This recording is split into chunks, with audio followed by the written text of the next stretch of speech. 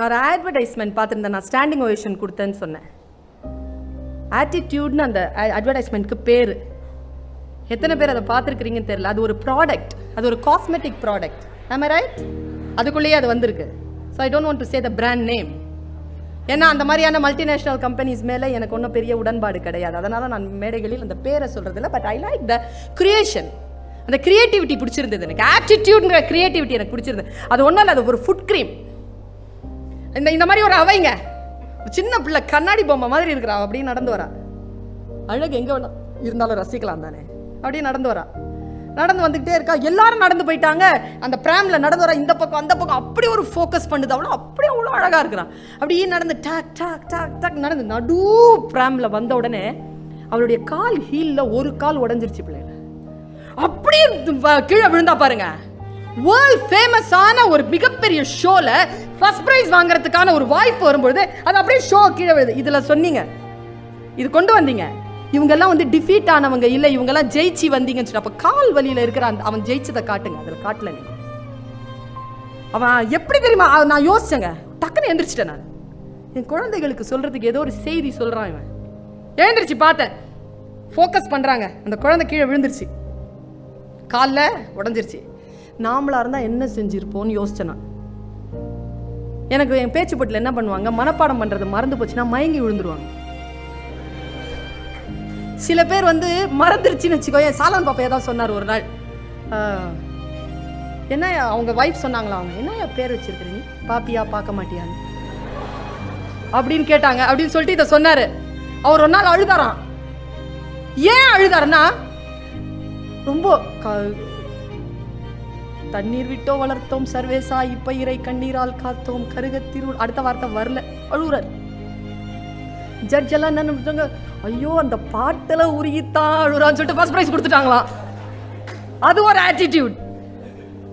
சில பேர் வந்து தோக்கிற பயத்துல மயங்கி விழுந்துருவாங்க. இது ஜெயிக்கிற பொண்ணு கீழே விழுந்துருச்சுங்க. என்ன பண்றான்னு ஃபோக்கஸ் பண்ணுது கேமரா. 30 செகண்ட்ஸ் ஆகி, பிள்ளைகளா நீங்க ஒரு வாட்டி உங்களே எப்படி தோல் கொடுத்துக்கோங்க. ஏன் தெரியுமா?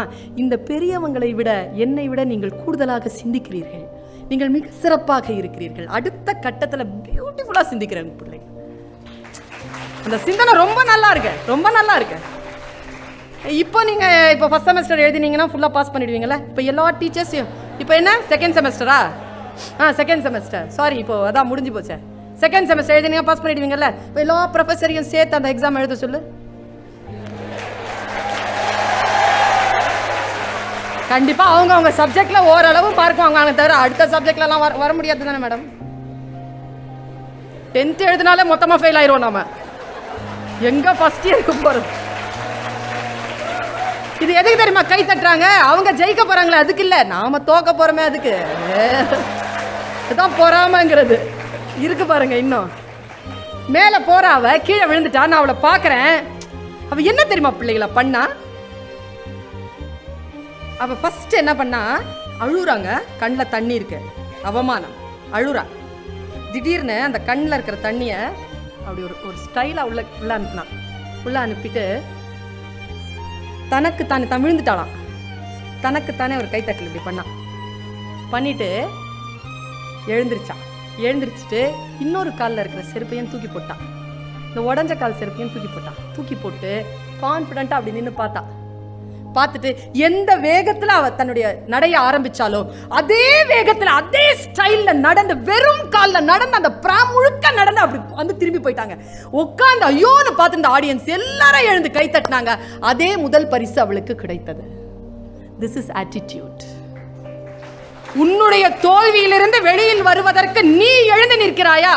Your attitude is high. Your attitude is defined. உன்னுடைய ஆட்டிடியூட் டிஃபைன்டா இருக்கா? உன்னுடைய ஆட்டிடியூட் ஹையா இருக்கா? சில பேர் இருக்கிறாங்க, என்ன உலகம் முழுக்க கூப்பிடுறாங்க பேசுறதுக்கு. ஒரு 4 நாடு பேர் தான் சொன்னாங்க இவங்க. நான் உலகத்துல வந்து ரஷ்யா போகல, ஜப்பான் போகல, சைனா போகல, இன்னும் சைனா பார்டர் வரைக்கும் போயிட்டு வந்துட்டேன். மற்றபடி இந்த உலகத்தில் இருக்கக்கூடிய எல்லா நாடுகளுக்கும் நான் போயிட்டு வந்துட்டேன் தமிழ் பேசுறதுக்கு. அத்தனை நாடுகளிலும் தமிழர்கள் இருக்கிறார்கள் என்பதுதான் பெருமைக்குரிய விஷயம். போயிட்டு வந்துட்டேன். நான் ஒன்று சொல்லுகிறேன், அந்த பயணத்தினுடைய அந்த பிரயாணத்தினுடைய வெற்றியை சொல்கிறேன். எதற்காக என்னை பேச கூப்பிடுறாங்க தெரியுமா? என்னுடைய ஃபீஸ் என்ன தெரியுமா உனக்கு? என்ன பேச கூப்பிட்டாங்கன்னா ஃபீஸ் ரொம்ப ஹை ஃபீஸ். எனக்கு அவ்வளோ ஹை ஃபீஸ் கொடுத்து என்னை ஏன் பேச கூப்பிட்றாங்கன்னா, நான் பேசினால் அடுத்தவர்களை உற்சாகம் செய்ய முடியும். நான் பேசினால் நீங்கள் உற்சாகம் அடைவீர்கள். அது என் பலம். உங்கள் பலவீனம் என்ன சொல்லவா? என்னை போன்றவர்கள் வந்து பேசினால் தான் உற்சாகம் அடைவீர்கள். இது உங்கள் பலவீனம். உங்கள் பலவீனத்தில் தான் நாங்கள் வாழ்ந்து கொண்டிருக்கிறோம். செல்ஃப் மோட்டிவேட்டரா இருங்க. ஏவன் வரானா ஏவன் இல்லை, அந்த பொண்ணு எழுந்திரிச்சு நீ நடந்தால, அப்போ உங்ககிட்ட ஆட்டிடியூட் நல்லா இருக்குன்னு அர்த்தம். எவனாவதுன்னு சொன்ன, மச்சான் கவலைப்படாதடா, எல்லாம் சரியாயிரும்டா. Attitude is low. டேவிட் ஒருத்தர் தான், அவனுக்கு இங்க இருக்கிறானா, நல்ல வேலை அந்த டேவிட் இல்லை நான் சொல்றது, இது கொஞ்சம் கெட்ட டேவிட். போனான், அவனுக்கு பிசிக்ஸ் படித்தவன், அவனுக்கு வாக்கின் இன்டர்வியூவில் இடம் கிடச்சிருச்சு. நேராக போனால் வாக்கின் இன்டர்வியூவில் அவன் செலக்ட் ஆகிட்டான். 40,000 ரூபாய் சம்பளம். அடுத்த நாள் காலையில் ஒரு 250 rupees கொடுத்து ஒரு அப்பாயின்மெண்ட் இது கிடைக்கும், நீங்கள் வாங்கி அதை ஃபில்அப் பண்ணி கொடுத்துருங்க, 250 rupees கட்டிடுங்க, ஜாயின் பண்ணிடுங்கன்னு. அவன்கிட்ட 250 rupees இல்லை. அவன் அம்மாட்ட கேட்டான் இல்லை, அப்பாட்ட கேட்டான் இல்லை, ஃப்ரெண்ட்ஸ் கிட்ட கேட்டான் இல்லை, பக்கத்து வீட்டுக்கார கிட்ட கேட்டான், யாருமே கொடுக்கல. ஏழை. நேராக சர்ச்சுக்கு போனான். ஜீசஸ் கிரைஸ்ட் முன்னால் உட்காந்தான். இப்போ நாம எல்லாரும் தான் David. Please father give me 250 rupees. உங்களால் தான் நான் படித்தேன், இவ்வளோ வந்தேன், இவ்வளோ பண்ணிட்டீங்க, ஒரு 250 rupees இல்லையே, நீங்கள் எனக்கு கொடுக்கலன்னா நான் எங்கே போவேன், யார்கிட்டையும் கேட்ட கிடைக்கலையான்னு கதறான். அது கண்டிப்பாக ஜீசஸ் கிரைஸ்டுக்கு கேட்டிருக்கோம். அதனால தான் அதுக்கு பின்னால் இருந்த ஃபாதருக்கு கேட்டுருச்சு. ஃபாதர் என்ன பண்ணார், உடனே ட்ரங்க் பெட்டி எடுத்து பார்த்தாரு, காசை எடுத்து ஒரு பேக்கில் வச்சு மூணார். நேராக போனார். Mister David. Yes, father. You are David? Yes, father.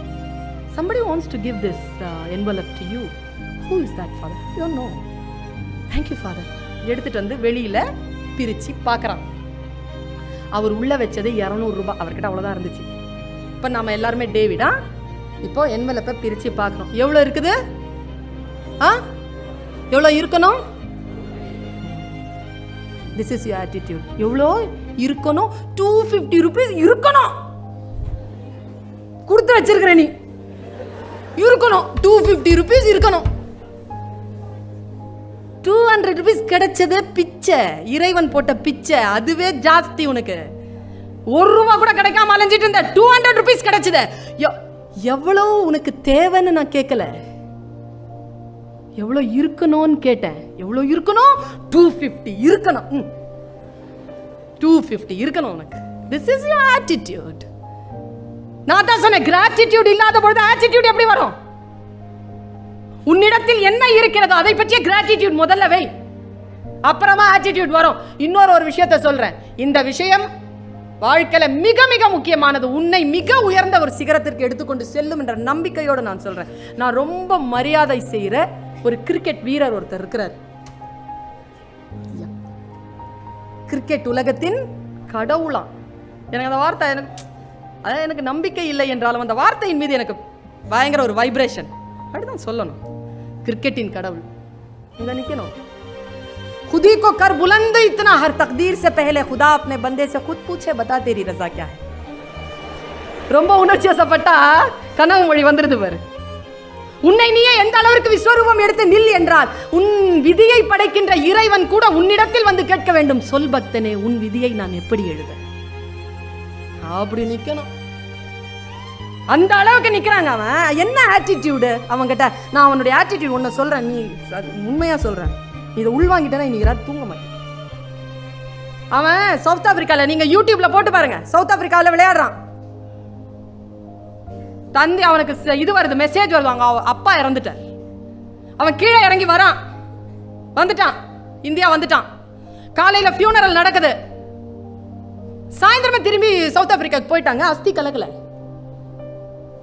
நீங்க யூடியூப்ல போய் சவுத் ஆப்பிரிக்காவில் அவன் ஆள் நாட்டத்தை பாருங்க. அஸ்தி கலக்காம போனவன். எல்லாரும் கேட்டாங்க, அப்பா அவனுடைய அஸ்தி கலக்காமல் அவன் வந்து விளையாட்டுன்னு ஓடுறான் பாருங்கன்னு. அவன் போய் அங்க விளையாடினாங்க. அன்றைக்கு தான் அவன் தன் வாழ்க்கையில் இரட்டை சதம் அடித்த அந்த நாள் அன்னைக்கு தான். அன்னைக்கு அடிச்சாங்க. அதை அடிக்கும் பொழுது அந்த கேமரா க்ளோஸ் அப்ல இருக்கும். நீ அந்த க்ளோஸ் அப்ல போட்டு பார். நான் வரலாறு சொல்லுகிறேன், நான் ஆட்டிடியூட் சொல்லுகிறேன். நல்ல க்ளோஸ் அப்ல பார்த்தா அவன் என்ன தெரியுமா அங்க செய்வான், அதை அடிச்சு முடிச்ச உடனே யாரையும் பார்க்கலங்க. அவன், நான் அவனை பார்த்தேன், அவன் யாரையும் பார்க்கல. அவன் தன்னுடைய ஹெல்மெட்டை கழட்டி அப்படி மேலே பார்த்தாங்க, அவன் கண்ணில் கண்ணீர் போயிட்டு இருக்கு. அவன் மனசில் என்ன சொன்னான் தெரியுமா? நான் உணர்வோடு இருக்கிறதுனால், மொழியின் மீது சொல்லின் மீது நான் தவமாக இருப்பதனால் அவனுடைய வார்த்தைகள் எனக்கு புரிஞ்சுதுங்க. அவன் என்ன சொன்னான் தெரியுமா? அப்பா, உன் அஸ்தி இன்னும் கரைக்காமல் இருக்கிறது, அந்த அஸ்தி கரைத்தால் நீ முக்தி அடைஞ்சிருவேன்னு எல்லாரும் சொல்கிறாங்க. ஆனால் நான் சொல்கிறேன் அப்பா, உனக்கான அஞ்சலியை நான் செலுத்துவது அந்த அஸ்தியின் கரைச்சலில் இல்லை. இதோ நான் இரட்டை சதம் அடித்து இந்த உலகத்திலேயே உன்னுடைய பிள்ளை நான் என்று நிரூபித்தேனே, இப்பொழுது நான் செலுத்தினேன் என் அஞ்சலியைன்னு சொன்னான் பாரு. That is attitude. வாழ்க்கையில ஜெயிக்கணும்னு சொன்னா, பிள்ளையில ஜெயிக்கிற ருசி எனக்கு தெரியும். எனக்கு குதிரை ரொம்ப பிடிக்கும். குதிரைக்கு பேரு, அதுக்கு பேரே அது எரான்னு சொல்லுவாங்க. Horse power. என்னத்துக்காக, எதுக்காக அப்படி பவர்ஃபுல்லா இருக்கணும்? பவர்ஃபுல்லா இரு. நான் இன்னொரு சைக்காலஜியை சொல்லிட்டு நான் முடிக்கிறேன். நான் ரொம்ப ரொம்ப ரொம்ப ரொம்ப விரும்பி பார்க்கறது என்ன தெரியுமா? ரொம்ப விரும்புறது இந்த உயிர்கள் இருக்குல்ல, இந்த உயிர்கள் தொட மாட்டேன், ஆனால் ரொம்ப ரொம்ப பார்ப்பேன் அதை. ஏன் தெரியுமா? எதுவாக இருந்தாலும், அது பாம்பாக இருந்தாலும், பல்லியாக இருந்தாலும், பன்னியாக இருந்தாலும், மாடாக இருந்தாலும், கழுதியாக இருந்தாலும் பார்ப்பேன். ஏன் தெரியுமா? பார்த்தா இது பாம்பு, இது பன்னி, இது பல்லி, இது நாய், இது குதிரைன்னு தெரியுது. மனிதர்களை பார்த்து தெரியல, யார் எப்படின்னு தெரியல. இது தெரியுது, பட்ட வெளித்தமா இருக்கு, உயிர் தன்மையோடு இருக்கிறது. இது நான் சாண்டியாகோ அப்படிங்கிற ஒரு இடத்துக்கு போயிருந்தேன், கலிஃபோர்னியாவில் இருக்கு, யூஎஸ். பேசுறதுக்காக போகிறேன். பேசி முடித்த உடனே ஆர்கனைசர்ஸ் சொன்னாங்க, மேடம் உங்களுக்கு ஃப்ளைட் இன்னும் 2 days இருக்கு. அங்கே இட்ஸ் சிட்டி ஆஃப் ஜோரோ. ஜோரோ கேள்விப்பட்டிருக்கீங்களா? த ஹீரோ. ரொம்ப நல்ல ஒரு ஊருங்க. கடல் டீப் சி டைவ் இருக்கு, நீங்கள் அதுக்கு போகலாம். இல்லைனா ஜூ இருக்குது, அதுக்கு போகலாம். நீங்கள் எதுக்கு போகிறீங்கன்னு. எனக்கு டீப் சி அதிலெல்லாம் போகிறதுக்கு விருப்பம் இல்லை, ஏன்னா வீட்டுக்கு போகணுன்னு எனக்கு ஆசை. அதனால் நான் ஜூக்கு போகிறேங்க அப்படின்னு. கூட 2 பேர் டிசிஷன் மேக்கிங் இல்லை. பர்வீன் என்ன சொல்கிறாங்களோ அங்கேயே போகிறோம். நான் வாங்க போகலாம். 15 கிலோமீட்டர் நீங்கள் போவீங்க. நான் உண்மையாக சொல்கிறேன், இந்த காலேஜுக்கு வரதுக்கு பேசுகிறதுக்கெல்லாம் ஏன் தெரியுமா?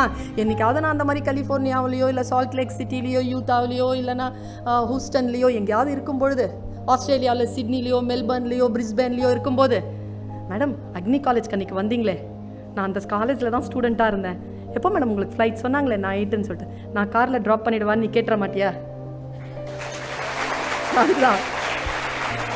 அதுக்கு தான் கேட்பேன். அப்படி சந்தித்திருக்கேன், பிரான்ஸில் சந்திச்சிருக்கேன், அந்த மாதிரி ஆஸ்திரேலியாவில் சந்திச்சிருக்கேன், சிட்னியில் சந்திச்சிருக்கேன். அந்த ஆசை தான் போனேன். 15 கிலோமீட்டர் நீங்கள் போவீங்க பாருங்க, 15 கிலோமீட்டர். அப்பாப்பா என்ன ஜூங்க, என்ன ஜூ! உலகத்தில் இருக்கிற எல்லாம் வச்சிருக்கிறான். The greatest zoo under the sky. நான் சிகாகோ பார்த்துருக்கேன், நான் ஆஸ்திரேலியாவில் பார்த்துருக்கேன், நான் எல்லா இடங்கள்லையும் பார்த்துருக்கேன், பாரிஸில் பார்த்துருக்கேன், இந்தியாவில் எல்லா இடங்கள்லையும் பார்த்துருக்கேன். என்ன ஜூங்க, என்ன மாதிரியான கட்டமைப்பு, எப்படி மேனேஜ்மெண்ட், என்ன பியூட்டிஃபுல். பார்த்துட்டு வரேன். 3 மணி நேரம் பார்த்தோம். கூட கொஞ்சம் வயசானவங்க. நான் நடப்பயிற்சி இருக்கிற ஆளுன்ற, யோகா பண்ணுற ஆளுன்றதா, நான் ஷூ மாட்டிக்கிட்டு நான் நடந்துக்கிட்டே இருந்தேன். அவங்களால முடியல. அவங்க ஒரு வாட்டி நிறுத்திட்டாங்க. போகலாமா? நாங்கள் சரி போகலாம், என்ன பண்ணுறது போகலான்னு திரும்பி பார்த்தா எனக்கு ரொம்ப பிடிச்ச ஒரு இடம் இருந்தது. எனக்கு பாம்புனா ரொம்ப பிடிக்குங்க. சிவசிவான்னு யாரோ சொல்கிறாங்க. சிவனுக்கு பிடித்தமானது அதுதானே? பயத்தில் சொன்னீங்களா? சிவனுக்கு அது ரொம்ப பிடிக்கும். அதுக்கு சிவா பேரை சொல்கிறாங்க, சிவாவுக்கு ரொம்ப பிடிக்கும். அது என்னன்னா, நான் சொல்கிறது பரமசிவன். எனக்கு பாம்பை பார்க்க தான் பிடிக்கும். எனக்கு கலர்ஃபுல்லாக. எனக்கு பாம்பு ஏன் தெரியுமா பிடிக்குங்க? அது அது அது 120 வருஷத்துக்கு மேலே உயிர் வாழுது. ஒரு நாளைக்கு 4 இல்லைன்னா 5 முறை தான் மூச்சு எடுக்குதுங்க. அது அவ்வளோதான். அப்படி எடுத்து வச்சுக்கோ, விடாது. நீ சீண்டனா ஒன்று விட்டுடும். அதுக்கு எவ்வளோ குறைவாக நீ மூச்சு எடுக்கிறியோ லைஃப்பில், அவ்வளோ ஆயுசு உனக்கு. உன் லைஃப்பில் எழுதியாச்சு, இத்தனை கோடி மூச்சு தான் உனக்குன்ட்டு. எவ்வளோ சீக்கிரம் நீ எடுத்துட்டேன்னா அவ்வளோ சீக்கிரம் போய் சேர்ந்துருவேன். மெதுவாக எடுக்கணும். இதுதான் யோகா பயிற்சியில் சொல்லி கொடுக்குறது. மெதுவாக இருக்கணும். 72 பீட்ஸ் தான், அவ்வளோதான், அதுக்குள்ளே இருக்கணும். அப்படியே ஹைப்பர் டென்ஷன் ஆகிட்டேன்னா சீக்கிரம் டாட்டா பை பை. ராம் நாம் சத்திய அஷதன் லா இலாஹா இல்லல்லாஹ் தான். என்ன பண்ணுறது? அது பார்த்தேன் நான். போகலாம். எனக்கு நான் அதை பார்த்துக்கிட்டே இருக்கிறேன். அந்த ஆள் என்ன மேடம் போகலாம்? இல்லை, அந்த ஸ்னேக் பார்க்னு இருக்குது, அதுக்கு போகலாம். அவருக்கு அந்த அந்த அது $15 உள்ளே போனோன்னா மொத்தமாக பார்த்தா $45 ஆகிடும். அவரும் வரணும் உள்ள. அப்போ வந்து $60 ஆகிடும். $60 இதுக்குன்னு செலவு பண்ணணுமான்றதுல அவர் கொஞ்சம் யோசிக்கிறாருன்னு எனக்கு புரிஞ்சு போச்சு. பட் ஐ ஹேவ் டாலர்ஸ், இந்த சிங்கிள் டாலர் நான் வச்சுருப்பேன் கையில் எப்போவுமே வெளிநாட்டுக்கு போனேன். நான் சொன்னேன், ஒன்றும் கவலைப்படாதீங்க சார், என்னுடைய டிக்கெட் நான் வாங்கிக்கிறேன், நான் I want to see that. என்னை மோட்டிவேட் பண்ணுறாரு அவர், நான் உள்ளே போகாமல் இருக்கிறதுக்கு. அதுவா மேடம், அது ஒன்றும் இல்லை மேடம், அது உள்ளே போனீங்கன்னா எந்த பாம்புக்கும் வந்து கூண்டு கிடையாது மேடம். சரி, அப்புறமா போனீங்கன்னா திரும்பி வர முடியாது மேடம், கதவு மூடிடும். சரி, போகலாமா மேடம்? அந்த 2 பேர் பரவாயில்ல போகலான்னு நினச்சிட்டு இருந்தவங்க 2 பேரும் வந்து, no Parveen, I think I am very tired, நாங்கள் ரூமுக்கு போகிறோம், நீங்கள் வேணால் பார்த்துட்டு வரீங்களா? என்ன வேணாலும் பண்ணுங்க, நான் அதை பார்க்க போகிறேன். நேராக அவரும் 2 டிக்கெட் வாங்குறாருன்னு நினச்சிட்டு அவர் என் கூட ஆர்கனைசர் வந்துட்டு என் டிக்கெட் ஒன்று கொடுத்தாரு. ஏன் சார் என்கிட்ட கொடுக்குறீங்க? இல்லை மேடம், தனித்தனியாக தான் போகணுன்னு. அவர் நான் போனேன் பாருங்க, டக்குன்னு கதை முடிச்சு அந்த ஆள் டிக்கெட்டை வாங்கலை, என்னை மட்டும் உள்ளே விட்டார். எனக்கு அந்த பாம்பு ஏன் பிடிக்கும் தெரியுமா?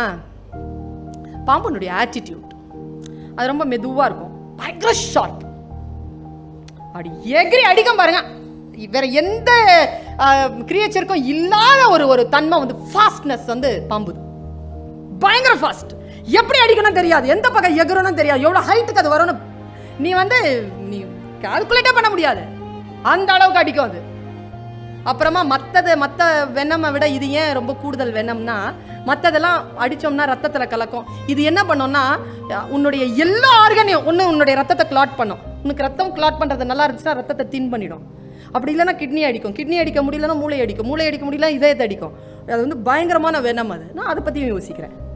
ஆனால் அதை ஏன் வந்து சாத்தான்னு சொல்கிறாங்க, அதை ஏன் சாமின்னு சொல்கிறாங்க, அதே யோக முத்ரன்னு சொல்கிறாங்க? இதெல்லாம் எனக்கு நிறைய கேள்விகள். அதனால் எனக்கு பாம்பை பார்க்கறது பிடிக்கும். இதுக்கெல்லாம் பதில் எனக்கு தெரியாது, இருந்தாலும் பாம்பை பார்க்கறது பிடிக்கும். உள்ள போகிறேன், எப்படி சொல்கிறதுனா, இந்த பக்கம் தண்ணி பாம்பு, விஷம் இல்லாத பாம்புன்னு ஆரம்பிக்குதுங்க காட்சி. மை குட்னஸ், மை சில்ட்ரன், எப்படி நான் சொல்லுவேன், அப்பப்பா அவ்வளோ பாம்புகள் பார்த்துட்டு தண்ணி பாம்பு பார்க்கும்போது வேர்த்திருச்சு எனக்கு. அதுக்கு அப்புறமா பைத்தான், அனகோண்டா இதெல்லாம் பார்க்குறேன், அதை பார்த்துட்டு அப்படியே போகிறேன். அதுக்கப்புறமா கலர்ஸ் என்ன நினைக்க முடியாத அளவு colours, blue, red, green, yellow, அத்தனையும் கீழே தான் கிடக்குது. ஆனால் என்ன தெரியல, மேலே ஏறி ஒரு பிராம் மாதிரி கதை நடந்துகிட்டு இருக்கோம். நான் போயிட்டே முடிஞ்சுதுங்க. வேர்த்து விறுவிறுத்து என்ன பண்ணுறதுன்னு தெரியாமல், எப்போடாப்பா நாம நடக்கிறதெல்லாம் இருட்டா இருக்குது, அது மேலே வெளிச்சமாக இருக்குது, நமக்கு கடிக்குமா கடிக்காதா, வருமா வராதான்னு தெரில. ஒரு பயங்கர அட்வென்ச்சராக இருந்தது. போய் முடிக்கிறேங்க. ஒரே ஒரு கூண்டு, அந்த கூண்டுல ஒரே ஒரு ஸ்னேக். கோடிக்கணக்கான ஸ்னேக்ஸை பார்த்து முடிச்சு 3 கிலோமீட்டர் கோடிக்கணக்கான பாம்புகளை பார்த்து முடிச்சுட்டு திறந்த வெளியில பார்த்துட்டு ஒரு ஸ்னேக்கை ஒரு கூண்டுல பார்த்தா இப்படி இருக்கும். ஒன்னே ஒண்ணுங்க, அது மேல போட்டு 2000 ஸ்க்ரோலிங் போகுது பின்னால, பாயிண்ட்ஸ் ரேடியேஷன்ல. கிங் கோப்ரா அப்படி நிக்குதுங்க. அது வேற, நம்ம இதுல பார்ப்போம்ல கராத்தே கிட்ல, இந்த பெருசு அப்படி நிக்குமே. அப்படி எழுந்து அவர் ஃபிளாஷ் வரும்போது அங்க ஒரு 4-5 பேர் நிக்கிறாங்க. அப்படி நிக்கிறாரு, வந்து ஃபிளாஷ் பண்ணும்போதெல்லாம் அப்படி திரும்பி பார்க்க, என்ன கம்பீரம், இந்த அளவுக்கு இதை விட நல்லா இப்படி இருக்காரு, இவ்வளோ ஹைட்டா வர்றாரு. அப்படி திரும்பி அப்படி பார்க்குறாரு. அந்த கம்பீரத்தை பார்த்துட்டே நின்றுட்டு இருந்தேன். நான் பார்த்துட்டே இருந்தேன். ஃபர்ஸ்ட் எதுக்காக இவரை கூண்டுல போட்டு வச்சிருக்கிறாங்கன்னு பார்த்தேன். ஃபர்ஸ்ட் பாயிண்ட் என்ன தெரியுமா? நீ கடந்து வந்தாயே கோடிக்கணக்கான பாம்புகள், அதுதான் இதற்கு உணவு. ஏங்க இப்போ பெஸ்ட் பெட்டர்லாம் கிடையாதுங்க, excellence, the best, the excellence தான். இப்போ கீழெல்லாம் நீ காம்படிஷன், நீ வந்து எது சொன்னாலும் அதுக்கு பக்கத்துல இன்னொன்று வந்து நிக்குது. இன்னைக்கு எக்ஸலன்ஸ் காட்டணும். நீ எக்ஸலன்ஸ் காட்டலனா உன்னால் முன்னேறவே முடியாது. படிக்கு அது நிக்குதுங்க. அப்படி நீ இத்தனை கோடிக்கணக்கான பாம்பு பார்த்தால, இதெல்லாம் சாப்பிட்றது அதான். அதனால தான் அது கிங் கோப்ரா அப்படி நிக்கிறாரு. சரி போலான்னு பார்த்தா அதுக்கு மேல ஒரு குட்டி கூண்டு இருக்குது, அதுக்கு மேல இருக்குது. இதுக்காவது 4-5 பேர் நின்று போட்டோ பிடிச்சிட்டு இருக்காங்க. அதுக்கு ஒரு 40 பேர் நிக்கிறாங்க. என் கண் பார்வைக்கு தெரியல அந்த 40 பேர். அங்க நிக்குதுங்க கூண்டு, இங்க நின்று போட்டோ பிடிச்சிட்டு இருக்காங்க. இஸ் அ கிரவுட் புல்லருங்க. என்ன அது அந்த பாம்பு, என்ன என்ன என்ன வித்தியாசம் இருக்கு அந்த பாம்புக்குன்னு தேடுறேன். பாம்புலாம் ஒண்ணும் இல்லை அதுல. தேடுறேன். குட்டி, பாம்புனுடைய குட்டி பிளாக்கா இருக்குதுங்க, சின்னதா இருக்குது. எவ்வளவு வேகம்! நான் என்ன சொல்றேன் அதனுடைய வேகத்தை. அங்க நிக்குது, இங்க நிக்குது, பறந்துகிட்டு இருக்குங்க. அது பார்த்துக்கிட்டே இருக்கிறேன் நான். எல்லாரும் வந்து தூரமா நிக்கிறாங்க, ஏன்னா அடிச்சிருமோன்ட்டு பயத்துல அப்படி நின்று போட்டோ பிடிச்சிருக்காங்க. என்னமா பவர், என்ன எனர்ஜி பார்த்துட்டு இருக்கிற. எதுக்காக இதை கிங் கோப்ராக்கு மேல போட்டிருக்காங்க? ஒன்னே ஒண்ணுதான். அந்த பாம்பு குட்டிக்கு பேரு black mamba, South African snake. என்ன குவாலிட்டி தெரியுமா? அந்த ஸ்னேக்கை விட ஏன் தெரியுமா இது தலைமையில நிக்குது? ஒரே ஒரு குவாலிட்டி தான். இதுக்கு வந்து 2000 குவாலிட்டி இருக்குது. அதுக்கு அந்த குவாலிட்டிலாம் சிங்கிள் குவாலிட்டி. சோ கிங் கோப்ராவுக்கு தலைமையில என்ன குவாலிட்டி? இது கிங் கோப்ராவை கொல்லும் பாம்பு. That is excellence. 1000 பேர் கிங் கோப்ராவா இருக்கட்டும், நீ பிளாக் மாம்பாவா இரு. நீ 496, நான் 497. That is excellence. நான் 497, நீ வந்து கிங் கோப்ரா 498 பிளாக் மாம்பா. உன்னை நீயே ஜெயிச்சு வரணும்னா இந்த உலகத்தில் இருக்கக்கூடிய அத்தனை தளங்களிலும் உன் காலடிக்கு கீழே போட்டா அப்படி நிக்கணும் மேல. அப்படி நிற்கக்கூடிய ஒரு ஆற்றல் வந்தால் நாம எக்ஸலண்டா இருக்கோம்னு அர்த்தம். இன்றைக்கு உலகத்தில் நாம் எக்ஸலண்டா தான் இருக்கணும். அந்த 1 பாயிண்ட் தான் வந்து எக்ஸலன்ஸ். அந்த 1 பாயிண்ட்டை நம்ம எடுத்துக்கணும்னா நமக்கு கிராட்டிடியூட், நமக்கு ஆட்டிடியூட், நமக்கு டிசிப்ளின், நமக்கு லேர்னிங், இது நாளும் நமக்கு இருக்கணும். இது நாளும் இருந்தால் நாம் நிச்சயமாக பிளாக் மாம்பாவாக இருக்கும். நான் இறை வேட்கை கொண்டவள், நான் இறை மீது நம்பிக்கை கொண்டவள். அந்த ஒரு மமதையில் சொல்லுகிறேன், நான் அடுத்த முறை உன்னை சந்திக்கின்ற பொழுது நீ சில வெற்றிகளையும் உச்சங்களையும் அடைந்திருப்பாய், நானும் சில வெற்றிகளையும் உச்சங்களையும் தொட்டிருப்பேன். அதை பரிமாறிக்கொள்ளக்கூடிய நாளாக அந்த நாள் அமைய வேண்டும் என்று வல்ல இறைவனை வேண்டி வாழ்த்தி விடைபெறுகிறேன். வணக்கம்.